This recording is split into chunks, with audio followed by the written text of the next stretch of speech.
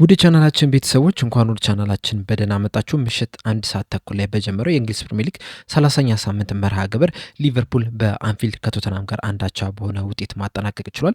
የዚህንም ጨዋታ ማች ሪያክሽን ይዤላችሁ መጥቻለሁ። እስከ መጨረሻ ደቂቃ ድረስ አብራችሁ ቆይታችሁ እንድትከታተሉትም በአክብሮት ጋብዛለሁ። እናንተም በጨዋታው ዙሪያ ያያችሁትን የተሰማችሁን ስሜት እንዳለ ኮሜንት ሴክሽን ላይ በመጻፍ እንድታሳውቁኝ በአክብሮት እጠይቃለሁ። ሰብስክራይብ፣ ላይክ፣ ሼር እያደረጋችሁም የቻናል ቤተሰብ እንድትሆኑ በአክብሮት ጋብዛለሁ። አብራችሁን ቆዩ። ምሽት 1 ሰዓት ተኩል ላይ በጀመረው የእንግሊዝ ፕሪሚየር ሊግ የ30ኛ ሳምንት መርሃ ግብር ሊቨርፑል በአንፊልድ ቶተናምን አስተናግዶ ነበረ። በጨዋታው ላይም አንዳቻ በሆነ ውጤት ማጠናቀቅ ይችላል። የመጀመሪያውን ግብ ማስቆጠር የቻለው ሊቨርፑል ነበረ። በዶሚኒክ ሶቦዝ ላይ 18ኛው ደቂቃ ላይ ባስቆጠራት የቅጣት ምት ግብ 1-0 መምራት ይችሉ ነበረ። ነገር ግን 9ኛው ደቂቃ ላይ ሪቻርልሰን ባስቆጠራት ግብ አንዳቻ በሆነ ውጤት ሊያጠናቀቅ ይችላል። ይህንን ጨዋታ እንዳጠቃላይ ስንመለከት የዘንድሮን ሊቨርፑሎች እያሳለፉ ያለውን ሲዝን በደንብ የሚገልጽ ጨዋታ ሆኖ መመልከት ችለናል። የመጀመሪያው አጋማሽ ላይ ሊቨርፑሎች ኳሱን መቆጣጠር ችለው ነበር። ነገር ግን ደግሞ ብዙ እድሎችን መፍጠር አልቻሉም። የፈጠሯቸውንም በጣም ጥቂት የሚባሉ እድሎችንም ወደ ግብነት መቀየር አልቻሉም። ቶተናሞች በአንጻሩ ብዙ ኳሱን አልያዙም። ነገር ግን ደግሞ በጣም በጥቂት ኳስ ራሱ የተሻለ የሚባል ሙከራን ሲያደርጉ ተመልክተናል። የተሻለ የሚባልም እድልም ሲፈጥሩ ተመልክተናል። የመጀመሪያው አጋማሽ የነበራቸውን እስታት ስንመለከት ሊቨርፑል 66% ኳሱን መያዝ ችሎ ነበረ። ነገር ግን 0.46 ኤክስፔክትድ ጎልን ያስመዘገበው በአጠቃላይ 6 ሙከራን ያደረገው ከ6ቱ ሙከራ ደግሞ ሁለቱ ናቸው ኢላማቸውን የጠበቁ ሙከራ የነበሩት። ከዚህ ውስጥ ደግሞ አንዷ ወደ ግብነት ልትቀይር ችላለች። እንደዚሁም በመጀመሪያው አጋማሽ በቶተናም ቦክስ ውስጥ እንግዲህ 25 ኳሶችን መንካት ችለው ነበረ ሊቨርፑሎች። ነገር ግን 25 ኳስ ቢነኩም እንኳን ራሱ ትልቅ እድል መፍጠር ሳይችሉ ቀርተዋል። ቶተናሞች በአንጻሩ በጨዋታው ላይ 34% ኳሱን መያዝ ሲችሉ 0.26 ኤክስፔክትድ ጎልን ያስመዘገቡት 4 ሙከራዎችን ማድረግ ችሏል። ከነዚህ 4 ሙከራዎች ደግሞ ሁለቱ ኢላማቸውን የጠበቁ ሙከራ የነበሩት። እንደዚሁም በሊቨርፑል ሳጥን ውስጥም 5 ሙከራዎችን ነው ማድረግ የቻሉት። ከሊቨርፑል በተሻለም ደግሞ አንድ ትልቅ እድል መፍጠር ችለው ነበር። ነገር ግን ያንን ትልቅ እድል ሳይጠቀሙበት ቀርተዋል። እናም እንደ አጠቃላይ በመጀመሪያው አጋማሽ ላይ ሊቨርፑል ኳሱን መቆጣጠር ችሎ ነበረ። በአብዛኛው በዚህ ሲዝንም ሊቨርፑሎች ኳሱን በተቆጣጠሩባቸው ጨዋታዎች ላይ እንደተመለከትነው ብዙ እድሎችን መፍጠር አልቻሉም። በዚህ ጨዋታ ላይም በተመሳሳይ መልኩ ብዙ እድሎችን መፍጠር ሳይችሉ ቀርቷል። ያገኟቸውንም እድሎች ሳይጠቀሙበት ቀርቷል። ሁለተኛውን አጋማሽ ስንመለከተው በተለይ እስከ 60ኛው ደቂቃ ድረስ ሊቨርፑል ኳሱን በደንብ መቆጣጠር ችሎ ነበረ። ከዛ በኋላ ግን ባሉት 30 አካባቢ ደቂቃዎች ግን በጣም ክፍት የሆነ ጨዋታ ነው የነበረው። ኢንድ ቱ ኢንድ ጌም ነው የነበረው። እንዳለ ስታቱን ስንመለከት በሁለተኛው አጋማሽ ላይ ሊቨርፑል 61% ኳሱን መቆጣጠር ችሎ ነበር። እንደዚሁም 1.21 ኤክስፔክትድ ጎል አስመዝግበዋል። 11 ሙከራዎችን ማድረግ ችለው ነበረ። ነገር ግን ከነዚህ 11 ሙከራዎች ሁለቱ ብቻ ናቸው ኢላማውን የጠበቀ ሙከራ የነበረው። እንደዚሁም በሁለተኛው አጋማሽ ላይ ራሱ ሊቨርፑሎች ምንም ትልቅ የሚባል እድልን ሳይፈጥሩ መውጣት ችሏል። ቶተናሞች በአንጻሩ 0.92 ኤክስፔክትድ ጎል ሲያስመዘግቡ 9 ሙከራዎችን ማድረግ ችሎ ነበር። ከነዚህ 9 ሙከራዎች ደግሞ 5ቱ ኢላማውን የጠበቀ ሙከራን የነበሩት። እንደዚሁም አንድ ትልቅ እድልም በጨዋታው ላይ መፍጠር ችሎ ነበር። ያንንም ትልቅ እድል ደግሞ ወደ ግብነት ሊቀይሩት ችሏልና ቶተናሞች ብዙ ኳሱን አልያዙትም። ነገር ግን ደግሞ ወደፊት በሚሄዱበት ሰዓት በጣም አስፈሪ የሚባል አጨዋወትን ሲጫወቱን የተመለከትናቸው። በእርግጥ ሁለተኛው አጋማሽ ላይ ሊቨርፑል ተጨማሪ ጎል ማስቆጠር የሚችልባቸውን አጋጣሚዎች አግኝቶ ነበር። ነገር ግን ደግሞ መጨረሻ ላይ በሚሰሯቸው ስህተቶች ወይ በስነ ስርዓት ባለመቀበላቸው ወይም ደግሞ ውሳኔያቸው ትክክለኛ አለመሆኑን ተከትሎ እንግዲህ እነዚህን እድሎች ሳይጠቀሙበት ቀርቷል። ይህንንም ነገር ደግሞ በሙሉ ሲዝኑ በተደጋጋሚ ስንለው የነበረ ነገር ነው። ተጫዋቾቹ በጣም በአቋም ወርዶ ነው እየተመለከትናቸው የምንገኘው። ያገኟቸውን እድሎች እየተጠቀሙ አይደለም የሚገኙ። በዚህ ጨዋታ ላይ በሊቨርፑል በኩል በጣም ጥሩ ተንቀሳቀሰ ልንል የምንችለው ሪዮ እንጉሙሃን ብቻ ነው። ሪዮ እንጉሙሃ የመጀመሪያው አጋማሽ ላይ በተለይ የመጀመሪያዎቹን 15-20 ደቂቃዎች ላይ ትንሽ ሲቸገር ተመልክተን ነበረ። ያም የሆነው ደግሞ ቶተናሞች ልክ እሱ ኳስ በሚይዝበት ሰዓት ሁለት ተጫዋቾችን ከፊት ለፊቱ ያቆሙበት ነበር። ነገር ግን ከ25ኛው ደቂቃ በኋላ ግን ተቀይሮ እስከሚወጣበት ሰዓት ድረስ በጣም የተሻለ የሚባል እንቅስቃሴን ሲያደርግ ተመልክተ ነው። ሁለተኛው አጋማሽ ላይ በጣም ብራይት የሆነ ተጫዋች ነው የነበረው። ከሱ በተጨማሪ ግራቨንበርግም የተሻለ ሲንቀሳቀስ ተመልክተናል። የመጀመሪያው አጋማሽ ላይ ደግሞ ዶሚኒክ ሶቦዝ ላይም ጥሩ እንቅስቃሴን ማድረግ ችሎ ነበር። በተለይ ደግሞ ከቴል ጋር በተደጋጋሚ የአንድ ለአንድ ግንኙነቶችን ሲያሸንፍ ተመልክተ ነው ነበር። ሁለተኛው አጋማሽ ላይ ግን መጥፎ የሚባል እንቅስቃሴ ነው ማድረግ የቻለው። በተለይ ቶተናሞች አቻ የምታደርጋቸውን ግብ ሲያስቆጥሩ የዶሚኒክ ሶቦዝ ላይ ጥፋት ራሱ በጣም ከፍተኛ የሚባል ነበር። ምክንያቱም ሪቻርልሰንን ማርክ ማድረግ የነበረበት እሱ ነው፣ ሲመለከተው የነበረው እሱ ነው። ነገር ግን ማርክ ባለማድረጉ ምክንያት ሪቻርልሰን በነፃነት ኳሷን አግኝቷት ከዛ ወደ ግብነት ሊቀይራት ችሏል። ይችን ጎል ስንመለከት እንግዲህ የዶሚኒክ ሶቦዝ ላይ ጥፋት ብቻም አይደለም የነበረው። አንዲ ሮበርትሰንም ኳሷን በስነስርዓት ማጽዳት ነበረበት። ከዛ በኋላም ደግሞ ቨርጂል ቫንዳይክ እና ጆ ጎሜዝ እንግሊዝም የተሻለ የሚባል እንቅስቃሴን ማድረግ ነበረባቸው እና በአጠቃላይ የአራቱም የኋላ መስመር ተከላካይ ተጫዋቾች ላይ የነበሩ ተጫዋቾች ጥፋት ነው ያቺ ጎል እንድትቆጠር ያደረገውና አራቱም ሊወቀሱ ይገባል። እንደ አጠቃላይ ግን እንደ ቡድን ከተመለከትን በዚህ ጨዋታ ላይ ያሳዩት እንቅስቃሴ አቬሬጅ የሚባል በጣም የሚያሳፍር እንቅስቃሴ ነው ማለት እንችላለን። በተለይ ደግሞ ሁለቱ ቡድኖች አሁን ላይ ያሉበትን ደረጃ ስንመለከት እንደዚሁም ደግሞ በአንፊልድ ጨዋታው እንደመደረጉ መጠን ቶተናሞች ደግሞ በአንፊልድ ጥሩ የሚባል ሪከርድ የላቸውምና እነዚህን ሁለት ዋነኛ የሚባሉ ምክንያቶችን ስንመለከት ሊቨርፑል በዚህ ጨዋታ ላይ አሸንፎ መውጣት ነበረበት። ከጨዋታው በፊትም ስላችሁ እንደነበረ ይህንን ጨዋታ ሊቨርፑሎች አሸንፎ የማይወጡ ከሆነ እንደ ሽንፈት ነው መቁጠር ያለባቸው። በተለይ ደግሞ በዚህ ሰዓት ሊቨርፑሎች የሻምፒዮንስ ሊግ ቦታን ይዘው ለማጠናቀቅ ከፍተኛ ጥረት እያደረጉ ነው የሚገኙትና በዚህ ሳምንት ደግሞ ጥሩ የሚባል እድል መጥቶላቸው ነበር። ትናንትና ምሽት ላይ ቼልሲ ተሸንፎላቸዋል። ዛሬ ደግሞ ማንቸስተር ዩናይትድ አስቶን ቪላን ማሸነፍ ችሏል። አሁን ማንቸስተር ዩናይትድ 3ኛ ደረጃ ላይ ተቀምጧል። ሊቨርፑል ይህንን ጨዋታ አሸንፈው ቢሆን ኖሮ ወደ 4ኛ ደረጃ ከፍ ይል ነበርና ይህንን ጥሩ አጋጣሚ ሳይጠቀሙበት ቀርቷል። ሌላኛው ደግሞ የተቆጠረችባቸውን ግብ ስንመለከት ራሱ 90ኛው ደቂቃ ላይ በዚህ ሲዝን ደግሞ በጣም ብዙ ጎሎችን በመጨረሻዎቹ ደቂቃዎች ላይ እያስተናገዱ ነው የሚገኙት። ባለፈው ሲዝን ሊቨርፑሎች መጨረሻ ደቂቃ ላይ በማስቆጠር ነበር የሚታወቁት። እንደዚሁም የመጀመሪያዎቹን 5-6 ጨዋታዎችም ስንመለከት ሊቨርፑሎች መጨረሻ ደቂቃ ላይ ጎል እያስቆጠሩ እያሸነፉ ሲወጡ ነበረ። ከዛ በኋላ ግን በጣም በተደጋጋሚ መጨረሻ ደቂቃ ላይ ጎል እየተቆጠረባቸው እየተሸነፉ ነጥብ እየጣሉ እየወጡ ነው የሚገኙት። በዚህ ጨዋታ ላይም በተመሳሳይ 90ኛው ደቂቃ ላይ በተቆጠረችባቸው ግብ አቻ በሆነ ውጤት ሊያጠናቅቁ ይችላል። ከዛ በኋላም እንግዲህ ሊቨርፑሎች ጥሩ የሚባል እድልን አግኝተው ነበረ፣ ነገር ግን ሂጎ ኤኪቲኬ አባክኖታል። ከዛ በፊትም የተለያዩ እድሎችን ሲያገኙ ተመልክተናል። ነገር ግን እነዛን እድሎች በውሳኔያቸው ችግር ምክንያት ሳይጠቀሙበት ቀርቷል። እናም በስተመጨረሻም እንግዲህ አቻ በሆነ ውጤት ሊያጠናቅቁ ይችላል።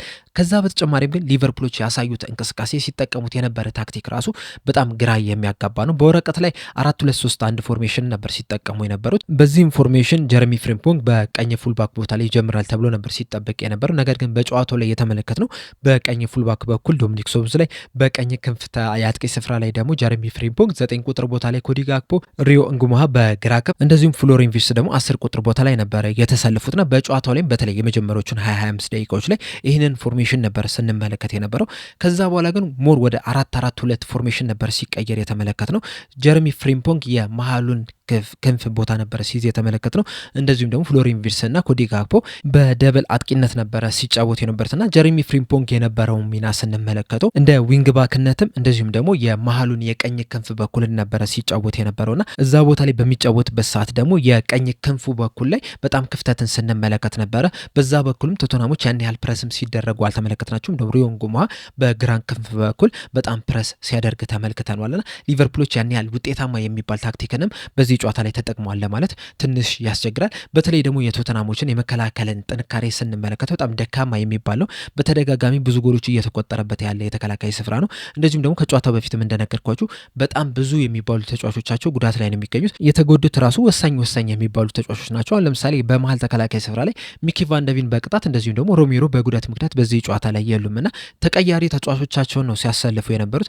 ሊቨርፑል ግን ይህንን አጋጣሚ ሳይጠቀሙበት ቀርቷል። እንደዚሁም ሊቨርፑሎች ቶተናም ይዞት የመጡትን የ3-4-3 ፎርሜሽንን መስበር ሲቸግራቸው ተመልክተናል። በሚከላከሉበት ሰዓት እንግዲህ አንዳንድ ጊዜ 4-4-2 አንዳንድ ጊዜ ደግሞ 4-5-1 እንደዚሁም ደግሞ 5-4-1 ፎርሜሽንን ነው ሲጠቀሙ የተመለከትናቸው ቶተናሞች ከኳስ ውጭና ይህንን ፎርሜሽን ይህንን ያጮት ስታይልም ሊቨርፑሎች መስበር ሲቸግራቸው ተመልክተናል።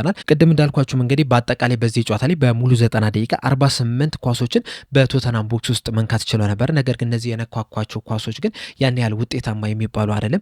ትልቅም እድልም የፈጠሩባቸውም አይደሉም። አንዳንዶቹ እንደውም በጣም ሲርበተበቱ ነው የተመለከትናቸው። እዛው ዝም ብለው ሲያሹት ነው የተመለከትናቸው። ከዛ ይልቅ ወደ ሙከራ ቢገለብጡት ኖሮ ወይም ደግሞ ካጠገባቸው ላለ ለተሻለ ተጫዋች ቢያቀብሉ ኖሮ ምናልባትም ውጤታማ ሊሆን የሚችልበትም እድል ነበር። ነገር ግን ያንን ሳይጠቀሙበት ቀርቷልና በጣም የሚያበሳጭ ያገኙትን እድልም ሳይጠቀሙበት የቀሩበት አናዳጅ የሚባል ጨዋታ ነው። አሰልጣኙ ራሱ ይዘውት የገቡት ታክቲክ ራሱ ያን ያህል ውጤታማ ነው ብዬ አላስብም። እንደዚሁም ተቀይሮ የገቡት ራሱ ያን ያህል ውጤታማ የሚባል እንቅስቃሴን አድርጓል ማለት አይቻልም። ከርቲስ ጆንስ ሙሉ ለሙሉ ወደ ጨዋታው ራሱ መግባት ሳይችል ነው የቀረው። በተለይ ደግሞ ሁለተኛው አጋማሽ ቅድም እንዳልኳችሁ ከ65ኛው ደቂቃ በኋላ ኢንዱ ቱ ኢንድ ጌም ነው የነበረውና ኳሱን መሀል ላይ መያዝ አልቻሉም ነበር፣ ሊቆጣጠሩትም አልቻሉም ነበርና ከርቲስ ጆንስ ራሱ ብዙ ኳሶችን መንካት አልቻለም። ተከላካዮቹ ኳስ በሚያገኙበት ሰዓት በቀጥታ ወደ አጥቂዎቹ ነው የሚሄዱት። ከዛም ቶተናሞች ያንን ኳስ ሲቀሙ ራሱ ቀጥታ ኳሱን ወደ አጥቂዎቹ ነበር ሲገፉ የተመለከትናቸውና ኢንድ ቱ ኢንድ ግብ ነው የነበረው። በእንደዚህ አይነት የጨዋታ ስታይል ደግሞ ሊቨርፑሎች በጣም ሲቸገሩ መመልከት ችለናልና እንደ አጠቃላይ ኳሱን መቆጣጠር አልቻሉም። በተቆጣጠሩበት ሰዓት ደግሞ በጣም ቀረፋፋ የሚባል ጨዋታ ነው ሲጫወቱ የነበሩት። ካልተቆጣጠሩት ደግሞ ኢንድ ቱ ኢንድ ጌም ነው የሆነው። በዛም ደግሞ በጣም ብዙ ጎሎችን በመጨረሻ ደቂቆች ላይ እየተቆጠሩባቸው ነው የሚገኙትና ይህንን ነገር ደግሞ ሲዝኑ ከተጀመረበት ጀምሮ ከበርንማውዝ ጨዋታ ጀምሮ ማለት ነው እስካሁን ድረስ በእያንዳንዱ ጨዋታ ላይ ስንለው የነበረ ነገር ነው። አንዳንድ ጨዋታዎች ላይ ሊቨርፑሎች ኳሱን በደንብ ተቆጣጥሮት ነገር ግን ቻንሶችን ክሬት ሳያደርግ የወጣበት፣ አንዳንድ ጨዋታዎች ላይ ደግሞ ኳሱን መቆጣጠር ሳይችል ብዙ ተጠቅቶ ከዛ በኋላ አሸንፎ የሚወጣበት አግብቶ የሚወጣበትን ጨዋታዎችን እየተመለከትን ነው የምንገኘውና አሰልጣኙ ከሲዝኑ መጀመር ጀምሮ እስካሁን ድረስ ምን እየሰሩ እንደሆነ እንግዲህ ትልቅ ጥያቄ እንድናነሳ የሚያደርገን እንቅስቃሴ ነው እየተመለከትን የምንገኘው። በእርግጥ የሚፈልጓቸው ተጫዋቾች መጥቶላቸው ላይሆን ይችላል። ነገር ግን ደግሞ አሁንም በሊቨርፑል ስኳድ ውስጥ ያሉት ተጫዋቾች ከዚህ የተሻለ የሚባል ውጤትን እንዲያስመዘገቡ የሚያደርጉ በቂ የሚባሉ ተጫዋቾች ናቸው። ያንን ነገር ግን ማድረግ አልቻሉም። አሰልጣኙ ከስራቸው ሊሰናበቱ ይገባቸው ነበረ። ነገር ግን የሊቨርፑል አመራሮች እስካሁን ድረስ ሊታገሷቸው ይችላል። ለምን እንደታገሷቸው ራሱ እርግጠኛ አይደለሁም። ምናልባት የዛኔ ሴፕቴምበር፣ ኖቬምበርና ዲሴምበር ወር አካባቢ በ12 ጨዋታዎች ውስጥ 9 ጨዋታ በተሸነፉበት ጊዜ አሰልጣኙ ተሰናብተው ቢሆን ኖሮ ምናልባትም የሊቨርፑል ሲዝን ከዚህ የበለጠ የተሻለ ሊሆን ይችል ነበር። ምክንያቱም በዚህ በጃንዋሪ ወር እንኳን ራሱ ተከታታይ 4-5 ጨዋታዎችን አቻ የወጡባቸውን ጨዋታ አሸንፈው ቢሆን ኖሮ ምናልባትም በዚህ ሰዓት ከአርሰናል ጋር ራሱ የዋንጫ ፉክክር ውስጥ መግባት ይችሉ ነበረ። ነገር ግን በነዛ በ12 ጨዋታዎች ውስጥ 9 ጨዋታዎችን ተሸነፉ። እንደዚሁም ጃንዋሪ አካባቢ ደግሞ ተከታታይ 4 ጨዋታዎችን ነጥብ ጣሉ። በዛሬው ጨዋታም እንግዲህ 16ኛ ደረጃ ላይ ከተቀመጠው በጣም መጥፎ የሚባል ሲዝንን እያሳለፈ ከሚገኘው ከቶተናም ጋርም አንዳቻ በሆነ ውጤት ማጠናቀቅ ይችላል። መጨረሻ ደቂቃ ላይ ጎል ተቆጥሮባቸዋል። ከዛ በፊትም ቶተናሞች አቻ የሚሆኑባቸውንም አጋጣሚዎችም አግኝቶ ነበር። በተለይ ደግሞ ሪቻርልሰን በዚህ ጨዋታ ላይ በተደጋጋሚ ሙከራዎችን ሲያደርግ ተመልክተናል። ጥሩ የሚባሉ ሙከራዎችንም ሲያደርግ ተመልክተናል። እንደዚህም ጥሩ እንቅስቃሴ እያደረገ በስተመጨረሻ ይህንን ተጫዋች ማርክ ሳያደርጉት ብቻውን ተዉት። ከዛም እንግዲህ ጥሩ የሚባል ኳስ አገኘ። ያችንም ኳስ ወደ ግብነት ሊቀየር ይችላልና እንደ አጠቃላይ ሊቨርፑል ዛሬ መጥፎ የሚባልን እንቅስቃሴን ማድረግ ይችላል። ከጨዋታው በኋላም የሊቨርፑል ደጋፊዎች ተቃውሟቸውን ሲያሰሙ መመልከት ችለናል። በአንፊልድ ብዙ ጊዜ ተቃውሞ የሚሰማበት ቦታ አይደለም። የሊቨርፑል ደጋፊዎች ተቃውሞ ለማሰማት እንግዲህ በጣም ብዙ ነገሮችን ይፈልጋሉ። ነገር ግን በዚህ ሲዝን በተደጋጋሚ የተቃውሞ ድምፆችን እየሰማን ነው የምንገኘው። በዚህ ጨዋታ ላይም እንግዲህ የሊቨርፑል ደጋፊዎች ይህንን ተቃውሞ ሲያሰሙ ተመልክተናል። በዚህ ጨዋታ ላይ ግን ተቃውሞ ማሰማት ያለብን አሰልጣኙ ላይ ብቻ አይደለም። ተጫዋቾቹ ራሱ በጣም የወረደ እንቅስቃሴ ነው ማድረግ ይቻላል። በተለይ ደግሞ የፊት ለፊት መስመር ላይ ኢቨን ኤኬቴኬ ራሱ ሰሞንኛ ብቃቱን ስንመለከት በተደጋጋሚ እድሎችን እያገኘ ነው። እነዛን እድሎች ግን እየተጠቀመ አይደለም የሚገኘው። ውሳኔዎች ራሱ በጣም የወረዱ ውሳኔዎች ሆኖ እየተመለከትናቸው የምንገኘውና ለምን ኤኬቴኬን ካስፈረሙ በኋላ አሌክሳንደር ኢሳቅን ለማስፈረም እንደፈለጉም እንግዲህ ሰሞንኛ ብቃቱ በደንብ የሚያመለከት ይመስለኛል። በሚያሳዝን ሁኔታ ግን በዚህ ሰዓት አሌክሳንደር ኢሳቅ ጉዳት ላይ ነው የሚገኘው። ምናልባት ይህ ተጫዋች የዛኔ ከቶተናም ጋር በነበረው ጨዋታ ላይ ባይጎዳ ኖሮና እስካሁን ድረስ በጥሩ ጤንነት ላይ ቢሆን ኖሮ በዚህ ሰዓት ሂጉ ኤኬቴኬ በቋሚነት መጀመር የሌለበት ተጫዋች ነው። ምክንያቱም በጣም ብዙ ኳሶችን እያባከነ ስለሆነና ከሱ በተጨማሪም እንግዲህ ሌሎችም ብዙ ተጫዋቾች አሉ በቋሚነት መጀመር የሌለባቸው። ኮዲ ጋክፖ በቋሚነት መጀመር የለበትም። መሐመድ ሳላ መጀመር የለበትም። ፍሎሪን ቪርትስም ሰሞንኛ ብቃቱ ከጉዳት ከተመለሰ በኋላ ጥሩ የሚባል እንቅስቃሴን እያደረገ አይደለም የሚገኘው። እሱ ራሱ መጀመር የለበትም። የመሀል ተጫዋቾችን ስንመለከት ራሱ ቢያንስ 1-2ቱ በቋሚነት መጀመር የለባቸውም። ተከላካይ መስመር ላይም ምናልባት ጥሩ ተከላካይ ቢኖር ኖሮ ራሱ ለቨርጅል ቫንዳይክ ራሱ ማሳረፍ የሚገባ ይመስለኛል። ምክንያቱም በዚህ ጨዋታ ላይ ራሱ 1-2 ስህተቶችን ሲሰራ መመልከት ችለናል። ተጫዋቾቹን በስነ ስርዓት መያዝ ሲያቅተውም ተመልክተናል። ማርክ ማድረግም ሲያቅታቸው የተመለከትንበት አጋጣሚ አለ። ማጽዳት ባለባቸው ሰዓትም ማጽዳት ሲሳናቸው ተመልክተናል። እርስ በርስም ግራ ሲጋቡም የተመለከትንበት አጋጣሚ አለ። አሁን ለምሳሌ ወደ 10ኛው ደቂቃ ላይ ቨርጅል ቫንዳይክ ተጫዋቹን ይዞት የነበረው ማርክ አድርጎት የነበረውን ተጫዋች በስነ ስርዓት መቀማት ስላልቻለ፣ በስነ ስርዓት ማርክ ማድረግ ስላልቻለ ተጫዋቹ በቀላሉ ሊያልፈው ይችላል። ከዛ በኋላም እንግዲህ በጆ ጎሜዝ እና በራሱ በቨርጅል ቫንዳይክ መካከልም ግራ የመጋባት ነገርን ተመልክተንባቸው ነበረ። ያችም እንግዲህ በጣም ጥሩ የሚባል አጋጣሚን ተፈጥሮላቸው ነበር። ነገር ግን ሮበርትሰን ከዛ በስተመጨረሻም እንግዲህ ያችን ኳስ ሊያድና ችሏል እንጂ ምናልባትም ቶተናሞች ቀድመው ጎል ሊያስቆጥሩበት የሚችሉበትንም አጋጣሚም ሊያገኙ ይችሉ ነበር። ከዛ በኋላም ግን 11ኛው ደቂቃ ላይ ከዛችሁ ያቺው ኳስ ጥሩ የሚባል ሙከራን ቶተናሞች እንዲሞክሩ አድርጓቸዋልና ተከላካዮቹ ራሱ አሁንም ድረስ ያልተፈታ ችግር አለባቸው። ግራ የመጋባት ነገር በተጫዋቾቹ መሀል እየተመለከትን ነው የምንገኘውና በጣም ብዙ ችግር ደግሞ በክለብ ውስጥ ካለ እንደ አጠቃላይ የአሰልጣኙ ችግር ነው ማለት ነው። ምክንያቱም አሰልጣኙ ጥሩ ታክቲክ ቢኖረውና በመሀል አንድ ችግር ብቻ ቢሆን ኖሮ የአንድ ተጫዋች ችግር ብቻ ቢሆን ኖሮ ምናልባትም አሰልጣኙ ተወቃሽ ላናደርግ እንችላለን። ነገር ግን በዚህ ሰዓት በሊቨርፑል ቤት ውስጥ ከአጥቂው እስከ ተከላካይ ድረስ ሙሉ ችግሮችን ነው እየተመለከትን የምንገኘውና የዚህ ሁላ የብዙ ችግሮች ምክንያት ደግሞ አሰልጣኙ ነውና አሰልጣኙ አሁንም በስራቸው መቆየት የለባቸውም። ከስራቸው ሊሰናበቱ ይገባል። ቢያንስ ከወዲሁ ለቀጣይ ሲዝኖች ማሰብ መጀመር መቻል አለባቸው።